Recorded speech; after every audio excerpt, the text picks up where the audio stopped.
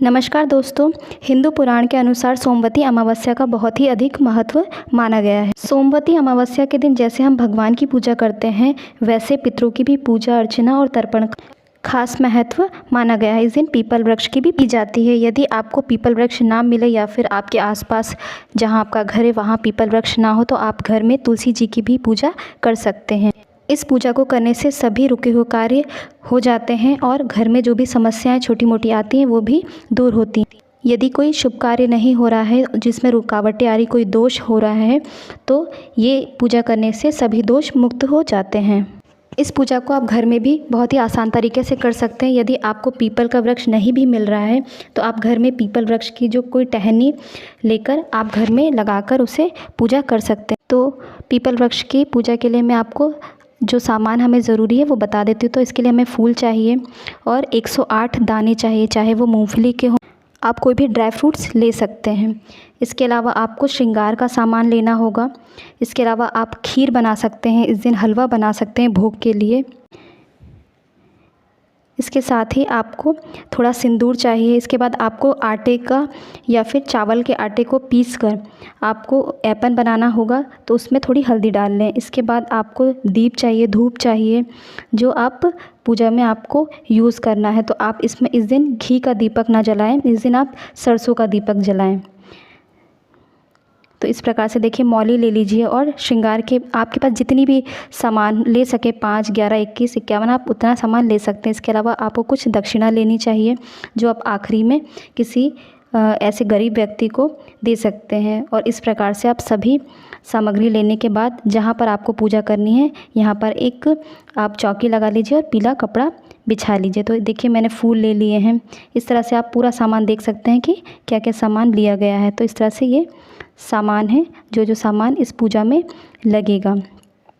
आप बहुत ही कम सामग्री में इस पूजा को कर सकते हैं। ऐसा नहीं कि आपको बहुत अधिक सामान चाहिए, आप बहुत ही कम सामान में बहुत ही आसान पूजा कर सकते हैं। तो सबसे पहले हम जहाँ पर पूजा करेंगे, हम एक तुलसी का गमला ले लेंगे और वहाँ पर उसमें स्वास्तिक बना लेंगे। तो हम घर पे ही कर रहे हैं पूजा, इसलिए हम तुलसी के गमले में कर रहे हैं।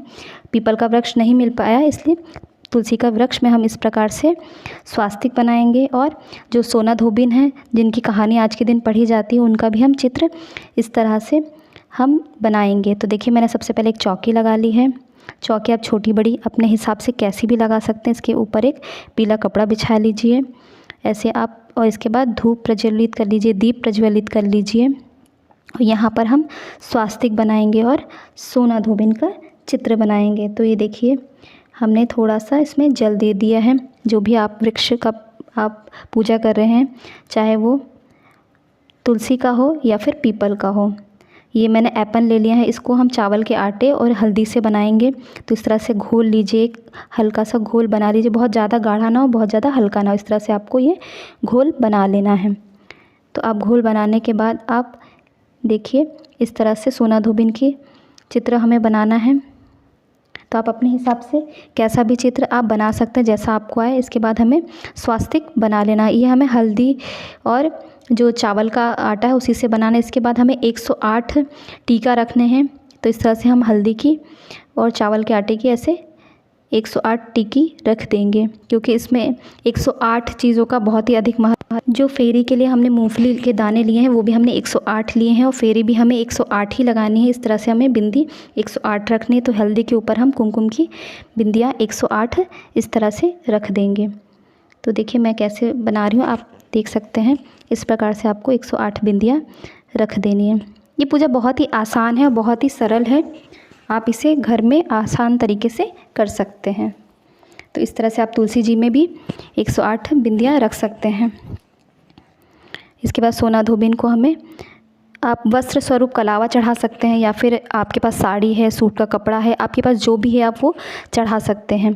आप अपने अनुसार, आप अपनी जैसी आपकी आर्थिक स्थिति हो, आप वैसा आप काम कर सकते हैं। इसके बाद आपको धूप प्रज्वलित करनी है और सोना धोबिन की, और जो तुलसी जी हैं या पीपल वृक्ष है, आप उनकी पूजा कर दीजिए। इसके बाद हम फूल समर्पित करेंगे।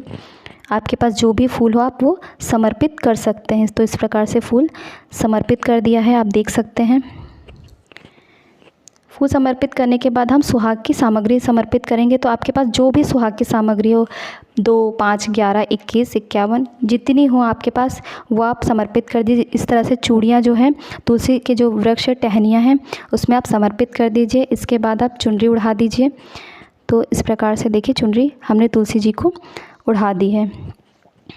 तुलसी आप चाहे तो कोई साड़ी का भी कपड़ा आप चढ़ा सकते हैं। इसके बाद हम भोग समर्पित करेंगे। भोग में आप कुछ भी समर्पित कर सकते हैं जो आपने बनाया हो, हलवा बना लीजिए, सिवैयाँ बना लीजिए, जो भी। इसके बाद हम कुछ दक्षिणा समर्पित कर लेंगे। तो देखिए इस तरह से। और इसके बाद आप अपने शादी का सिंधौरा, या फिर शादी का ना हो तो आप ऐसा नया सिंधौरा जो पूजा पाठ में आप यूज़ करते हो, आप उससे ही 108 बार सोना धोबिन को आप ऐसा टीका कीजिए। इसके बाद हम तुलसी जी में भी 108 बिंदियाँ रखेंगे। यदि आपके पास 108 फेरी करने की क्षमता ना हो तो आप 8 बिंदियाँ रख के भी फेरी कर सकते हैं। तो इस प्रकार से देखिए जो सिंदूर बचता है वो आप अपनी मांग में भरते जाइए। तो इस प्रकार से जो सिंधौरा है हम वहीं पर रख देंगे। तो इसके बाद ये सभी सामग्री आप अपने अनुसार ले सकते हैं, थोड़ा या कम जितना आपके पास हो। इसके बाद 1 लोटा हम जल समर्पित करेंगे। इसके बाद हम थोड़े से फूल और अक्षत लेके कथा सुनेंगे। तो कथा का वीडियो अलग मैंने डाल दिया है, आप जाकर देख सकते हैं। तो कथा हम आराम से सुने। आप पूरी कथा ज़रूर पढ़ें, एक से ज़्यादा कथा भी आप पढ़ सकते हैं।